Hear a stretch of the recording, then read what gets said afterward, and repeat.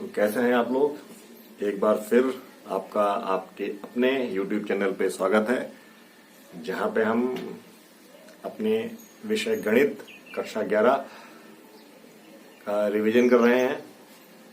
मैं आशा करता हूं जो क्लासेस या वीडियोस मैंने अपलोड किए हैं उसको आपने पूर्ण रूप से देख लिया होगा और अपनी आगामी परीक्षा के लिए तैयारी शुरू कर दी होगी। तो इसी श्रृंखला में आगे मैं क्रमचय और संचय के कुछ प्रश्न हल करूंगा, जो कि मैंने पहले भी वीडियो डाल रखे हैं, तो आप उनको देख सकते हैं। यहाँ पे मैं संक्षिप्त रूप में प्रश्नों को हल करूंगा। तो जैसा कि आप स्क्रीन के ऊपर पहला प्रश्न देख सकते हैं। स्क्रीन के ऊपर पहला प्रश्न है, जो मंडे शब्द लिखा हुआ है, मंडे शब्द लिखा हुआ है,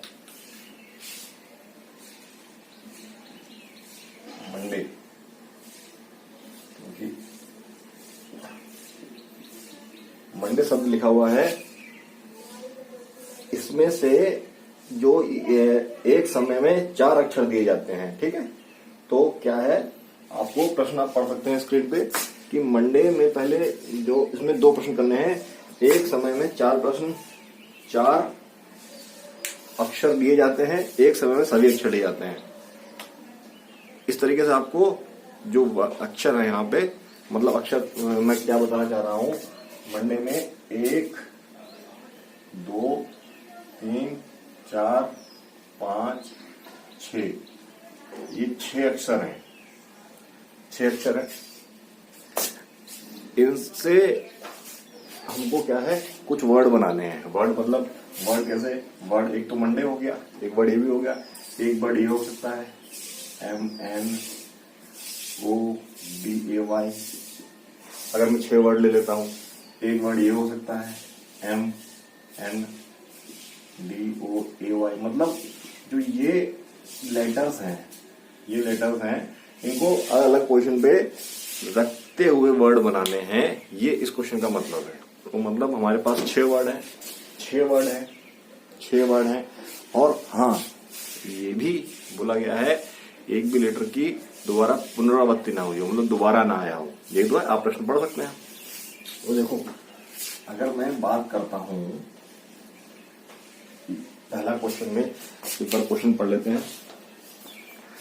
मंडे शब्द के अक्षरों से कितने अर्थपूर्ण या अर्थहीन शब्द बन सकते हैं? अर्थ से कोई मतलब नहीं, जैसे इसका तो मतलब है, इन दोनों का कोई मतलब नहीं है। ऐसे कितने वर्ड बनने वाले होंगे, ठीक, उसका कोई मतलब नहीं है। तो अगर अक्षरों की पुनरावृत्ति ना की जाए, तो अगर मैं 4 अक्षर प्रयोग में लाता हूं, कितने अक्षर, 4 अक्षर, 6 में से 6 नहीं ला रहा हूं, 4 अक्षर प्रयोग में लाता हूं। मेरे पास अक्षर तो 6 हैं, तो अगर 4 अक्षर प्रयोग में लाता हूं तो मैं कितने वर्ड बना सकता हूं? तो जाहिर सी बात है, अगर मैं 4 अक्षर का वर्ड बनाने वाला हूं, 4 अक्षर का वर्ड बनाने वाला हूं, ठीक है, मैं 4 अक्षर का वर्ड बनाने वाला हूं, तो 4 जगह हैं और ये मेरे पास 6 वर्ड हैं, जो कि सारे अलग अलग हैं। तो मैं चाहे यहां से शुरू करूं, चाहे मैं यहां से शुरू करूं, आपको करने का तरीका यही है। आप ऐसे ही लाइन खींचेंगे, ठीक है, लिखेंगे। एक चीज आप यहां लिख लेंगे, क्या लिख लेंगे, कुल अक्षर,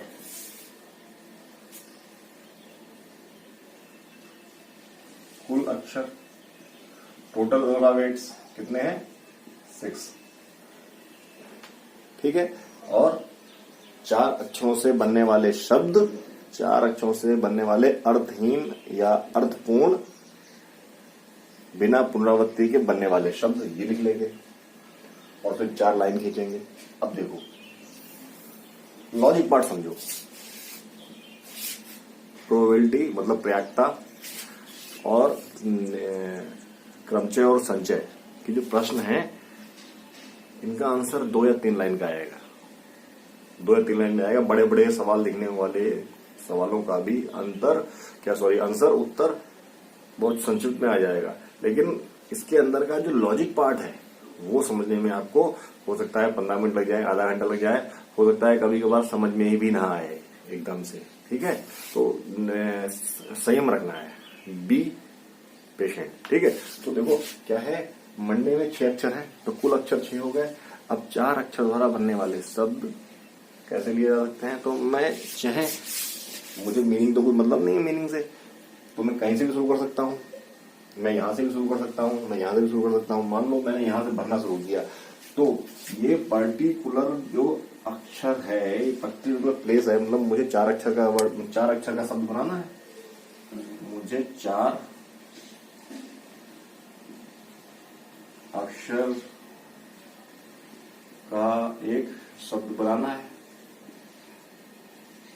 ठीक है, 4 अक्षर का शब्द बनाना है जिसमें मुझे पुनरावृत्ति नहीं करनी है, जिसमें मुझे पुनरावृत्ति नहीं करनी है, मीनिंग से कोई मतलब नहीं है। तो ये वाला पर्टिकुलर स्थान मैं 6 तरीके से भर सकता हूं, 6 तरीकों से भर सकता हूं, 6 तरीकों से भर सकता हूं कि नहीं भर सकता हूं। आगे वाला स्थान, क्योंकि मैंने एक लेटर जो यहां यूज कर लिया, अब मेरे पास लेटर बचे 5, अब मेरे पास लेटर बचे 5, तो ये वाला जो मेरे पास है ये मैं 5 तरीकों से भर सकता हूं। अब मेरे पास 5 में से मैंने एक लेटर और यूज कर लिया, इस स्थान के लिए मेरे पास लेटर बचे 4, तो मैं ये स्थान 4 तरीके से भर सकता हूं। ऐसे ही ये स्थान मैं 3 तरीके से भर सकता हूं। तो यहां पे मेरे पास तरीके आ गए कि अगर मैं यहां शुरू करता हूं, अगर आपने यहां से शुरू किया है तो आप ये 6 तरीके से बढ़ते हैं, ये 5 तरीके से बढ़ते हैं, ये 4 तरीके से बढ़ते हैं, ये 3 तरीके से बढ़ते हैं। ठीक, आप बीच में से भी शुरू कर सकते हैं, लेकिन एक सीक्वेंस से शुरू करना है। अच्छा, क्योंकि आपको फीलिंग आ रही होगी, अगर मैं इस पूरे शब्द बनाने की घटना को, इस शब्द बनाने की घटना को अलग अलग देखता हूं, तो एक घटना ये घटी, ये घटना घटने के बाद ये घटना घटी, ये घटना घटने के बाद ये घटना घटी, और ये घटना घटने के बाद ये घटना घटी, तो मुझे और की फीलिंग आ रही है, ये करो और ये करो और ये करो और ये करो। जब और का हमको संदेश मिले कि और आ रहा है, 2 घटाओं के बीच में और आ रहा है, तो हम क्या करते हैं, गणना का मूलभूत सिद्धांत के अनुसार गुणनफल का सिद्धांत लगाते हैं। मैंने पिछली वीडियो में बनाया हुआ है। तो कुल शब्द बनेंगे हमारे पास, कुल शब्द बनेंगे अर्थहीन, कुल शब्द बनेंगे, हमको इसको मल्टीप्लाई करना पड़ेगा। 30 गुणा 12 360।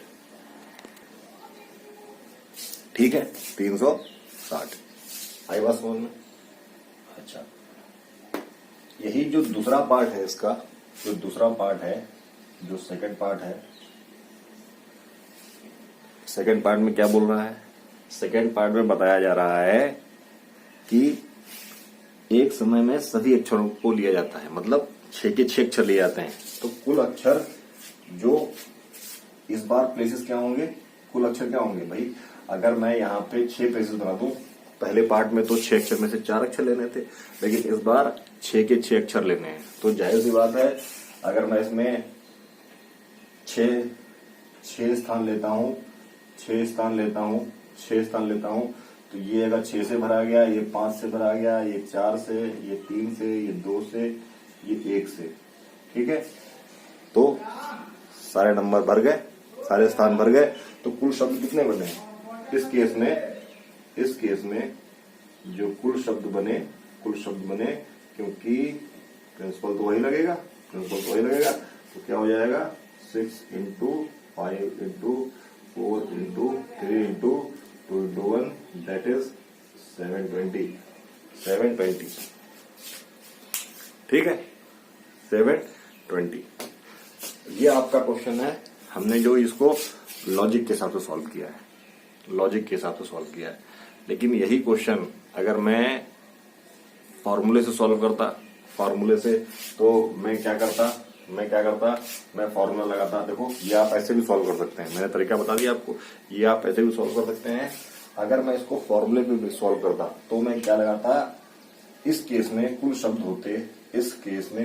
होते, पहले पार्ट में मेरे पास कुल शब्द होते। अब अगर आप फॉर्मूले के उससे जा रहे हैं और मैं बोल रहा हूँ फॉर्मूले के उससे ना जाएं, आप लॉजिक पार्ट समझें, ठीक है। फॉर्मूला एक समय में भूल भी जाएंगे, वो आपको धीरे धीरे प्रैक्टिस करेंगे तो आपको आ जाएगा। तो क्या है, ये पहला पार्ट में अगर फॉर्मूला मिलता तो कुल शब्द मेरे पास क्या आते, NP4 या NPR। NPR मतलब मैं N वस्तुओं में से R वस्तुओं का चुनाव कर रहा है, और यहाँ पे N का मान क्या है, N का मान 6 है और R वस्तुओं का चुनाव कर रहा हूं, अरेंज कर रहा हूं। मैं 6 वस्तुओं में से 4 वस्तुओं को अरेंज कर रहा हूं। तो कुल शब्द कितने आ जाएंगे, पहले केस में कुल शब्द अगर मैं बात करता हूं तो आप देखो कुल शब्द हमारे पास आ जाएंगे 6P4। और इसको हमने कल कैसे लिखा था, कल वाले वीडियो में अगर मैं इसकी बात करूं कैसे लिखा था, इसको लिखा था हम लोगों ने फैक्टोरियल n माइनस r, ऐसे लिखा था। तो ये क्या हो जाएगा, फैक्टोरियल 6 और फैक्टोरियल 6 माइनस 4। तो क्या मिलेगा, फैक्टोरियल 6 और फैक्टोरियल 2। तो क्या लिखा जाएगा, 6 into 5 into 4 into 3 into 2 into 1 और नीचे 2 इंटू 1, ठीक है। 2 से 2 कट गया, 1 से 1 कट गया, क्या बचेगा, मेरे पास बचेगा 360। अच्छा, एक चीज आप ध्यान रखना, मैंने यहाँ आपको खोल के दिखाया है, लेकिन आप ये ध्यान रखिए, कल हमने एक ऐसे भी किया था। अगर मैं इसको लिख देता, यहाँ पे लिख देता, मतलब इसको लिख देता क्या, आगे फैक्टोरियल 2 और नीचे भी लिखा होता फैक्टोरियल 2, तभी आपस में कट के हमको सेम आंसर देता। इसी प्रकार ये मेरा पहले का आंसर लॉजिकल पार्ट से, ये फॉर्मूले के हिसाब से। मैं इस प्रश्न की बात करता हूं तो यहाँ पे क्या आ जाएगा, कुल शब्द क्या आ जाएंगे, यहाँ पे कुल शब्द क्या आ जाएंगे,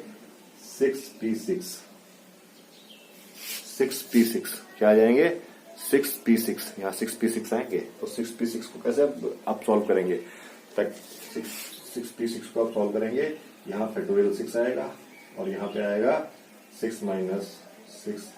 तो 6 माइनस 6 तो 0 हो गया भाई, नीचे 0, फैक्टोरियल 0 क्या होता है 1, फैक्टोरियल 0 होता है 1, तो केवल फैक्टोरियल 6 ही बचेगा। कहाँ सॉल्व करना है, कहाँ पे स्पेस है, मैं इसको यहाँ पे सॉल्व कर देता हूँ। अगर मैं ऐसे सॉल्व करता तो क्या आता मेरे पास, 6 माइनस 6 क्या आंसर आता, फैक्टोरियल 6, फैक्टोरियल 0 का मान मैंने आपको बताया था 1 होता है, तो इसका आंसर फैक्टोरियल 6 ही हो गया। और फैक्टोरियल 6 को कैसे लिख सकते हैं, फैक्टोरियल 6 को हम ऐसे लिख सकते हैं। इसीलिए मैंने आपको क्रम गणित पहले पढ़वा दिया है, आशा करता हूं ये प्रश्न आपको समझ में आया होगा।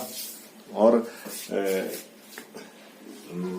क्रमचय और संचय एक प्रकार से रीजनिंग का टॉपिक है। इसमें आप को फीलिंग आएगी कि आप ये क्वेश्चन अपने आप भी कर सकते थे। तो ये तो सरल क्वेश्चंस हैं, इजी लेवल के क्वेश्चंस हैं, प्रारंभिक लेवल के क्वेश्चन है, इसमें टफ क्वेश्चन नहीं बनेंगे। लेकिन सब अगर आप लॉजिकल पार्ट में कर पा रहे होंगे, लॉजिकल तरीके से कर पा रहे होंगे, तो वो भी आपके लिए इजी हो जाएंगे, ठीक है। तो बढ़ते हैं नेक्स्ट क्वेश्चन की तरफ। आप देखिए आपकी स्क्रीन पे अगला क्वेश्चन क्या है। तो अगला प्रश्न है आपका, हमारे पास अंक है कुछ अंक दे रखे हैं, आप स्क्रीन पे प्रश्न देख सकते हैं।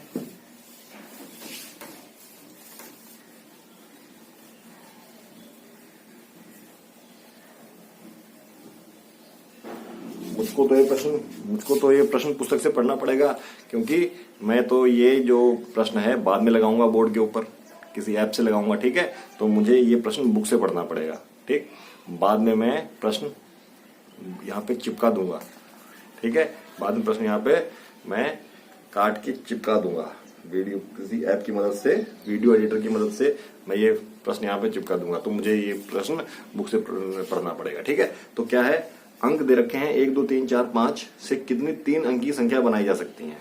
दोबारा आप देखो, अंक दे रखे हैं हमारे पास प्रश्न के हिसाब से, अंक दे रखे हैं कौन कौन से अंक, 1, 2, 3, 4 और 5। इस बार अंक दे रखे हैं और बताया गया है अंकों की पुनरावृत्ति ना हो।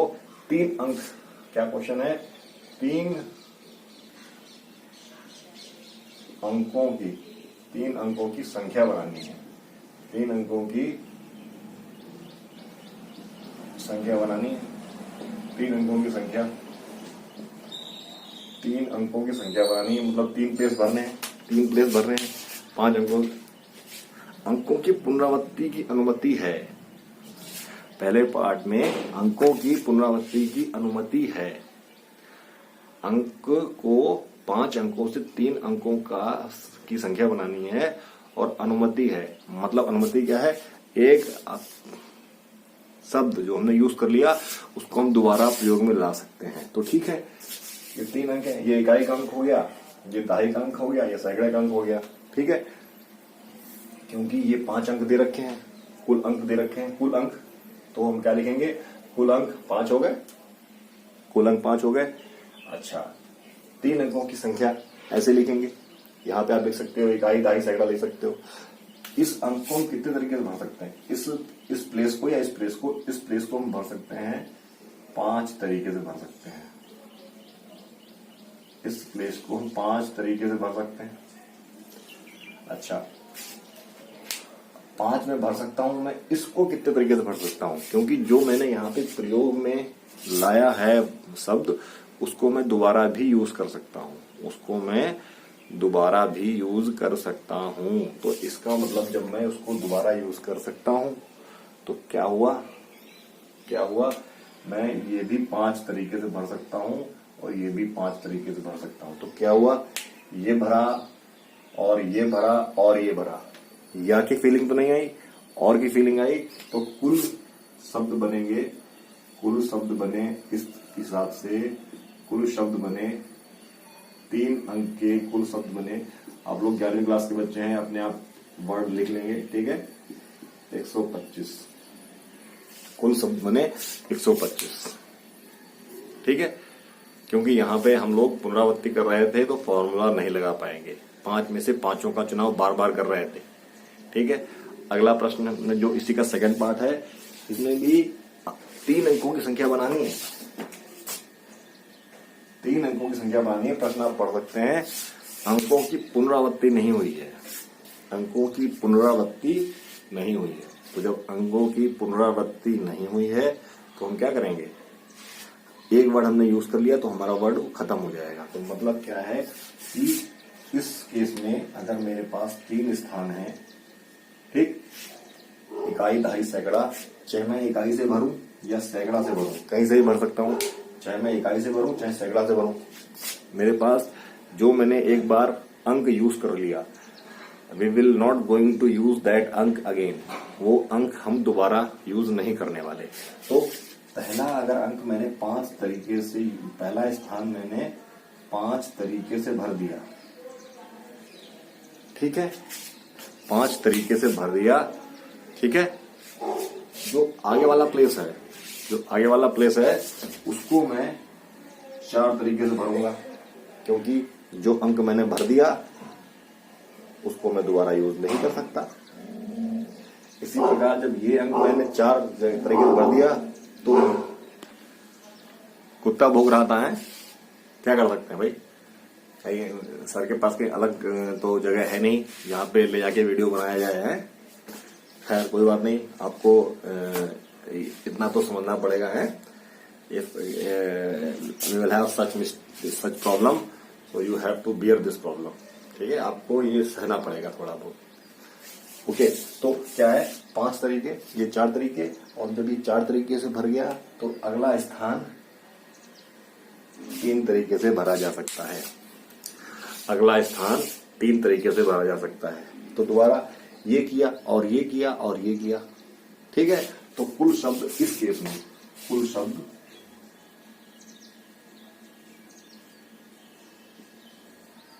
शब्द यहां पे हमारे पास बने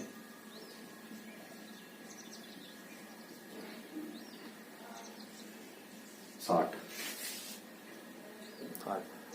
अगर मैं यहां से मैं यहां से किस पे जाता, मैं यहां से फॉर्मूले पे जाता, तो मैं फॉर्मूले पे निकाल सकता था कैसे, 5 शब्दों में से मुझे 3 शब्दों का चुनाव करना पड़ता, तो फैक्टोरियल 5 और फैक्टोरियल 5 माइनस 3, ये भी मेरे पास 60 आता है। इसीलिए मैंने क्रम गणित का जो सॉल्यूशन है आपको पहले बताया। अच्छा, तो ये फॉर्मूला है जब हम n वस्तुओं में से r वस्तुओं को लेके अरेंज करते हैं। अरेंज मतलब सजाते हैं, ठीक है, वर्ड को समझो। अरेंज और सिलेक्शन थोड़ा समझना है, अरेंज और सिलेक्शन, ठीक है। तो हम ये फॉर्मूला NPR फॉर्मूला है जब हम अरेंज करते हैं। तो आइए बढ़ते हैं नेक्स्ट सवाल की तरफ। आप स्क्रीन पे प्रश्न देख रहे होंगे। अगला प्रश्न आपकी स्क्रीन पे है, जिसमें अगेन ये अंकों से ही लिया गया है। तो यहाँ पे अगेन हमारे पास 5 अंक हैं। अगेन हमारे पास 5 अंक हैं। हमारे पास थोड़ा वेरिएशन है। अगेन हमारे पास 5 अंक हैं। जो नया प्रश्न है उसमें हमारे पास 5 अंक हैं। 1 2 3 4 5। तो हमारे पास कुल अंक अगेन जो कुल अंक है,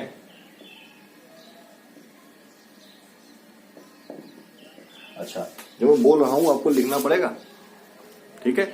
ऐसा नहीं है कि आपको लैंग्वेज लिखनी पड़ेगी ना, लैंग्वेज बेस्ड क्वेश्चन है तो आपको लिखना पड़ेगा। तो मैं वो आपको बोल के बता रहा हूं, वो आपको लिखना भी पड़ेगा, ठीक है। कि आगे देखते हैं। तो अंक 1 2 3 4 5 के प्रयोग से 4 अंकीय संख्या बनाई जाती है जब कोई अंक दोहराया नहीं जाता। इसमें से कितनी संख्याएं सम संख्याएं होंगी? कितनी संख्याएं सम संख्याएं होंगी? ठीक, कितने सम या कितने विषम? कोई अंक दोहराया नहीं जाता है, कोई अंक दोहराया नहीं जाता है। तो इस बार हमको देखो, इस बार हमको कुल अंक 5 दे रखे हैं, कुल अंक 5 दे रखे हैं और हमको 4 अंक की संख्या बनानी है, 4 डिजिट नंबर बनाना है, 4 अंक की संख्या बनानी है। तो 4 अंक की संख्या जहां पे कुछ दोहराया ना जा सके तो 4 प्लेसेस बना लिए हमने। ये हमने 4 प्लेसेस बना लिए, ये हमने 4 प्लेसेस बना लिए। अच्छा, क्योंकि अंक दोहराया नहीं जा सकता, अंक दोहराया नहीं जा सकता, तो अंक दोहराया नहीं जा सकता तो अगर मैं यहां से भरूं या यहां से भरूं, कहीं से ही भर सकता हूं। अगर मैंने पहला स्थान 5 तरीके से भरा तो जो मैंने अंक यूज कर लिया है उसको मैं दोबारा यूज नहीं करूंगा। तो आगे वाला अंक मैं 4 तरीके से भरूंगा, उसके बाद 3 तरीके से भरूंगा और उसके बाद 2 तरीके से भरूंगा। तो कुल अंक, कुल शब्द क्या बनेंगे? कुल शब्द बनेंगे, कुल नंबर, कुल संख्या बनेगी। कुल संख्या हमारे पास इस केस में बनेगी 4 इंटू 3 इंटू 2 इंटू 5 भी आएगा आगे, ठीक है, आगे 5 भी आएगा। 5 इंटू 4 इंटू 3 इंटू 2 मतलब कितना हो गया ये? 120। 120 ऐसी संख्या बनेंगी अगर हमारे पास 5 अंक दिए हों तो 120 इस प्रकार की संख्याएं बनेंगी। लेकिन यहाँ पे अगला ट्विस्ट दे रखा है। क्या दे रखा है? ये तो हो गई, कोई भी अंक दोहराया नहीं जा सकता। इनमें से कितनी सम होंगी और कितनी विषम होंगी, कितनी सम होंगी और कितनी विषम होंगी। तो क्या ऐसा तो कोई नहीं सोच रहा है आधी आधी? ऐसा तो कोई नहीं सोच रहा है कि अगर कुल संख्याएं 120 हैं तो आधी सम होंगी आधी विषम होंगी। तो हमने पहला पार्ट कर लिया। अब देखते हैं दूसरा पार्ट। ये पहला पार्ट हमारा हो गया, ये इसका पहला पार्ट हमारा हो गया। अगर मैं दूसरा पार्ट करता हूं, 4 अंकी इवन नंबर्स,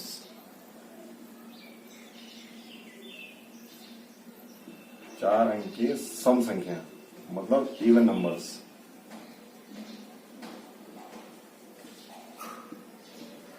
चार अंक की इवन नंबर्स, इनके माध्यम से। तो देखते हैं, पहले 4 स्थान बना ले, 4 स्थान बना लेते हैं।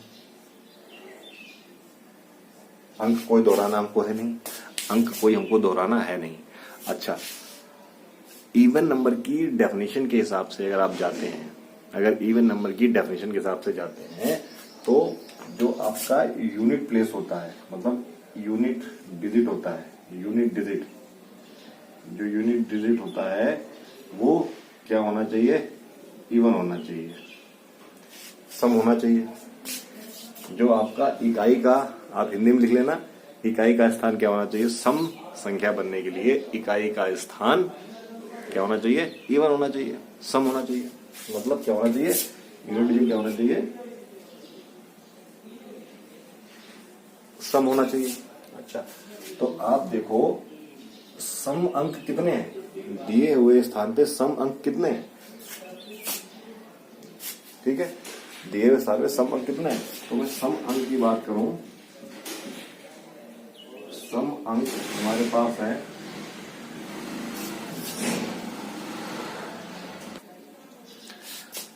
तो सम अंक कितने हैं? सम अंक एक तो 2 है, एक 4 है, मतलब सम अंक 2 है और 4 है, मतलब केवल 2 अंक सम है, 2 अंक सम है। ठीक है, बाकी अंक क्या है? विषम है। तो बाकी अंक क्या है? जो विषम, विषम लिख देते हैं, विषम की रिक्वायरमेंट नहीं है, लेकिन मैं लिख देता हूं। विषम अंक कौन कौन से हैं? 1, 3, 5, वो 3 है।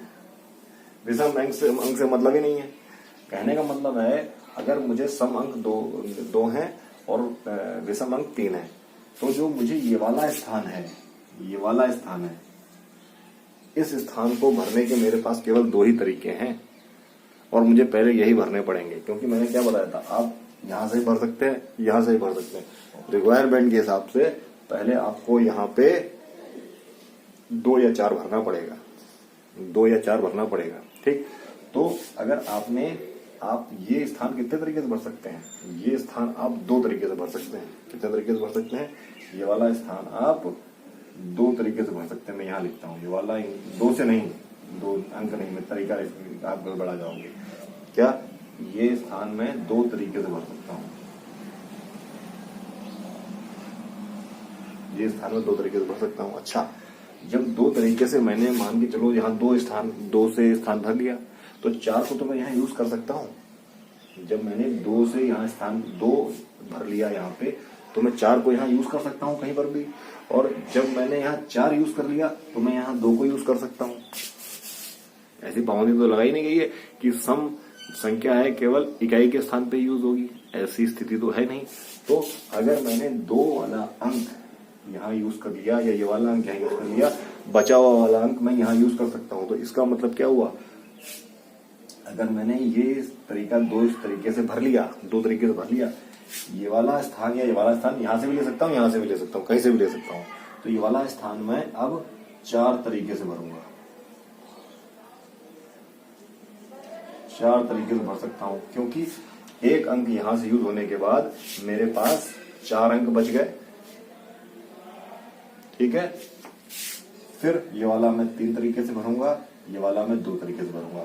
तो आप ये देखो, मैं इसको भी मैं उल्टा भी कर सकता था, 4 तरीके, 3 तरीके, 2 तरीके। तो कुल सम संख्या कितनी है? कुल सम संख्या हमारे पास आ गई है। कुल सम संख्या कितनी है हमारे पास? आप इसको मल्टीप्लाई कर दो। ठीक है, 4 गुणा 3 गुणा 2 गुणा 2, 2 ही आ रहा है ना। तो 12 चौके 48। तो ऐसी संख्या मेरे पास आ गई है 48। तो आपने पहले कुल संख्या निकाली, बची हुई संख्या विषम संख्या होंगी, बची हुई संख्या विषम संख्या होंगी। भाई इतनी संख्याएं हैं, इसमें से मैंने सम संख्या माइनस कर दी, तो विषम संख्याएं मेरे पास आ जाएंगी। अच्छा, विषम संख्याएं मेरे पास आ जाएंगी। हम विषम संख्याएं ऐसे भी निकाल सकते थे। कैसे निकाल सकते थे? विषम संख्याएं हम ऐसे भी निकाल सकते थे कि ये स्थान हम 3 तरीके से भर सकते थे। आप करके देख लो। इसमें से जो आप घटाएंगे तब भी कितना आएगा? 72। और अगर मैं बात करता, मैं विषम संख्या बना रहा होता तो ये स्थान में 3 तरीके से भर सकता था। कितने तरीके से? 3 तरीके से। जब मैंने एक स्थान यूज कर लिया तो ये मैं ये 4 तरीके से भरता, ये 3 तरीके से भरता, ये 2 तरीके से भरता। अंतर क्या आएगा? केवल यहाँ पे 3 आ जाएगा, तो आपका वो 72 अपने आप ही आ जाएगा। ठीक है, मैथ के प्रिंसिपल कभी फेल नहीं होते। ठीक है, ओके। तो ये कंडीशन हो गई हमारे पास ये कंडीशन हो गई। अच्छा, अगर मैं फॉर्मूले से कर रहा होता तो यहाँ पे तो मेरे पास क्या आ जाता? यहाँ पे मेरे पास आ जाता 5 में से 4 का चुनाव किया है और मैं चुनाव करके ये प्रिंसिपल कर ले जाता। इसमें मैं कैसे करता? कोई दिक्कत नहीं, डायरेक्ट मैं यही भी बताता हूं। देखो, जो ये वाला स्थान है, ये मैं 2 में से 1 चुनाव करना है मुझे। ठीक, बाकी स्थान के लिए क्या है? कितने बच गए? जब मैंने 2 में से 1 का चुनाव कर लिया, एक का चुनाव कर लिया, बचे कितने? 4 बचे ना। तो 4 में से 3 का इसका चुनाव करना है। और काम ये भी होना है, यहाँ भले ही 4 काम हो, लेकिन यहाँ पे मैंने उसको 2 काम में कन्वर्ट कर दिया है, तो मल्टीप्लिकेशन लगेगा। तो क्या हो जाएगा? फैक्टोरियल 3 और factorial 4 - 3 into factorial 2 into factorial 2 - 1। तो क्या हो जाएगा? यहाँ पे आ जाएगा फैक्टोरियल 2, यहाँ पे आ जाएगा फैक्टोरियल 4, फैक्टोरियल 2। आंसर क्या आ जाएगा? आंसर आपका वही 48 आएगा। ठीक, आंसर आपका 48 ही आएगा। तो इस तरीके से हम लोग क्रमजय के प्रश्न करेंगे। ठीक है, आइए देखते हैं अगला क्वेश्चन। तो अगला प्रश्न है आपका संचय का। ठीक है, अगला प्रश्न एक है संचय का। तो आप प्रश्न स्क्रीन पे देख सकते हैं। तो आप ध्यान रखना, चुनाव और अरेंज मतलब सिलेक्शन और अरेंज में क्या अंतर है, संचय और क्रमजय में क्या अंतर है। जब आपको चीजें अरेंज करनी है, जब आपको चीजें लगानी है, जब चीजें आपको अरेंज करनी है, जैसे आपको क्लास में 2 बच्चों का चुनाव करना है, तो चुनाव में आपने कर लिया, तो आप चुनाव कैसे भी कर सकते हैं, चाहे AB का चुनाव करें या BA का चुनाव करें, बात वही रहेगी। लेकिन अगर आपको चीजें अरेंज करनी है, चीजें आपको सजानी है, तो क्रम मैटर करेगा। तो संचय में क्रम मैटर नहीं करता है। तो अब देखना प्रश्न क्या है, आप प्रश्न स्क्रीन पे पढ़ सकते हैं। तो प्रश्न आप स्क्रीन पे देख सकते हैं। 6 लाल रंग की गेंद है, लाल रंग की गेंद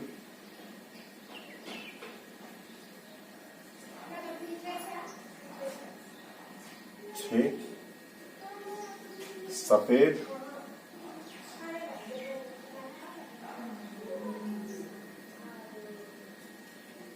5 है और नीले रंग की गेंद है हमारे पास 5।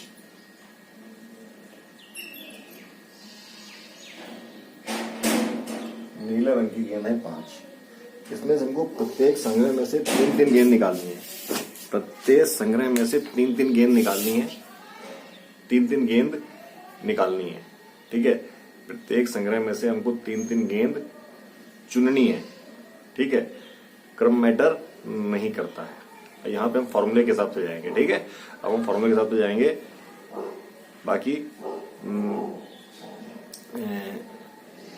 अगर अब हम एनसी किससे कौन सा फॉर्मूला लगाएंगे, हम फॉर्मूला लगाएंगे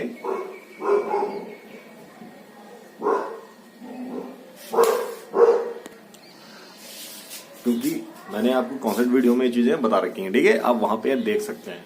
तो मैं n चीजों में से 8 चीजों का चुनाव करने वाला हूं।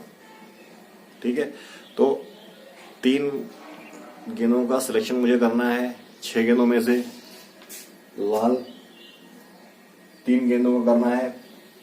सफेद और 3 गेंदों को करना है नीला। तो देखो 3 लाल गेंदों का चुनाव हम कैसे कर सकते हैं? बॉल का चुनाव हम कर सकते हैं। कैसे कर सकते हैं?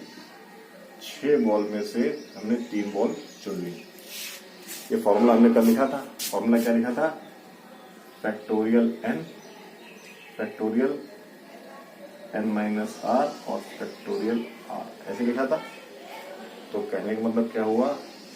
फैक्टोरियल 6 है और जब इसमें से घटाया तो 3 और 3, ये आंसर आ जाएगा। तो ये चुनाव कैसे कर पाएंगे हम लोग? फैक्टोरियल 6 को क्या लिखेंगे? फैक्टोरियल को 6 को लिख सकते हैं 6 इंटू 5 इंटू 4 इंटू फैक्टोरियल 3। और ये शायद हमने कल ऐसा एक क्वेश्चन किया भी था। इस फैक्टोरियल को खोल लेते हैं हम लोग, तो इससे ये कट गया और इस 6 से ये 6 कट गया। हमारे पास आंसर क्या आ गया? हमारे पास आंसर आ गया 20। 5 चौके 20।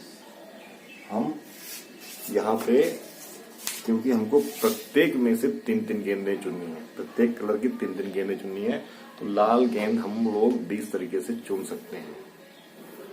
ठीक है, मतलब चाहे गेंद में अगर नंबर पड़े हों, चुनने का क्या मतलब है? अगर 6 गेंदें हैं और हर गेंद पे नंबर पड़ा है, क्या पड़ा है? A B C D E F, ये 6 गेंदें हैं, 6 गेंदों का नंबर पड़ा है, तो आपको 3 गेंदें चुननी है। तो मान के चलो आपने ये गेंदें चुनी A B C, लेकिन अगर आपने B A C चुना तब भी वही काउंट होगा। बात तो वही हुई। चाहे आपने B C A चुना, गेंदें तो 3 ही रही, तो यहाँ पे मैटर नहीं कर रहा है, चुनाव में मैटर नहीं कर रहा है। चाहे आपने ABC चुना है या BCA चुना है या BAC चुना है। ठीक है, तो ठीक है, यही अंतर है इसमें, चुनाव में और उसमें जो फॉर्मूले में अंतर यही आता है। क्यों? हम 3-3 चीजें चुन रहे थे। अगर अभी उसमें मैं बाद में बात करता हूँ। अच्छा, कर लेते हैं। फॉर्मूले में हम लोग NPR के फॉर्मूले में जो फॉर्मूला, इसका फॉर्मूला होता है, उसके फॉर्मूले में हम लोग ये चीजें लिखते हैं।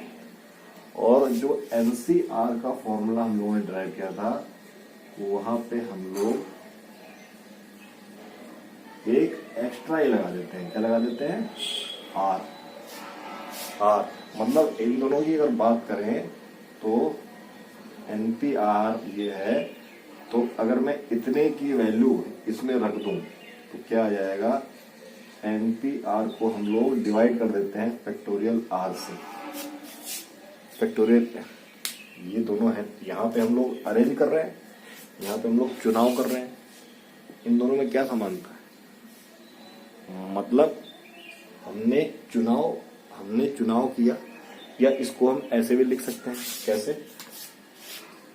इसको हम ऐसे भी लिख सकते हैं, फैक्टोरियल R। अब आप इसको समझो,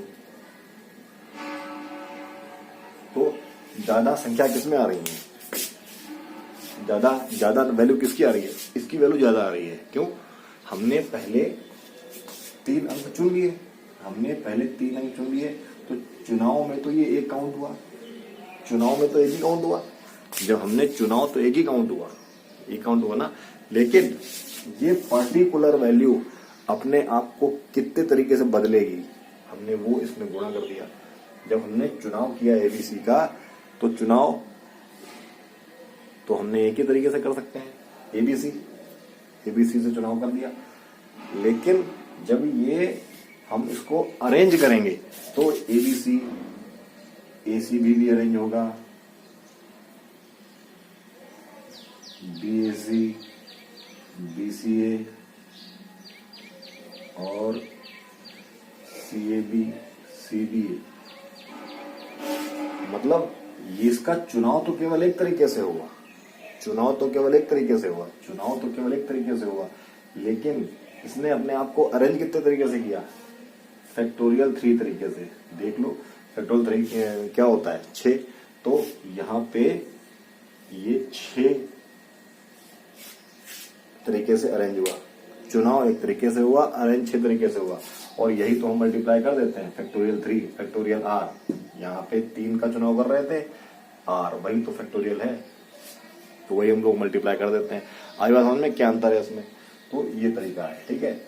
ओके, आई होप आपको समझ में आया होगा, नहीं तो हमको कमेंट करके बताइए, हम आपके लिए कुछ और तरीके से समझाने की प्रयत्न करेंगे। बाकी ये चीजें समझ में आएंगी जब आप बार बार एक सवाल को प्रैक्टिस करेंगे। अच्छा, अब आगे देखते हैं। 3 सफेद गेंदों का चुनाव, 3 सफेद गेंदों का चुनाव कैसे होगा?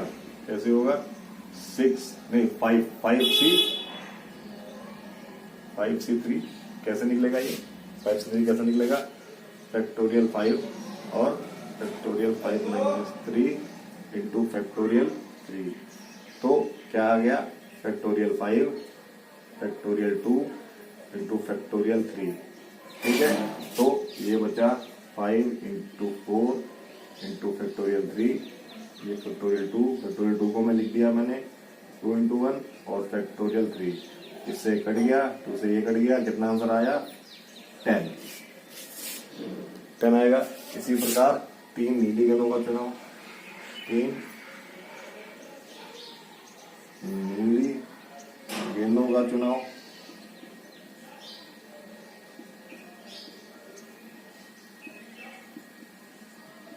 क्या आया मेरे पास? ये भी 5 में से 3 चुननी है तो 10 ही आएगा, ठीक है। अच्छा, अब मुझे कुल क्या चुनना था?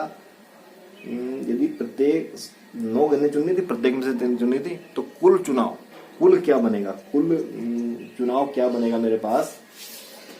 कुल चुनाव क्या बनेगा? कुल 9 गेंदों का चुनाव कैसे होगा?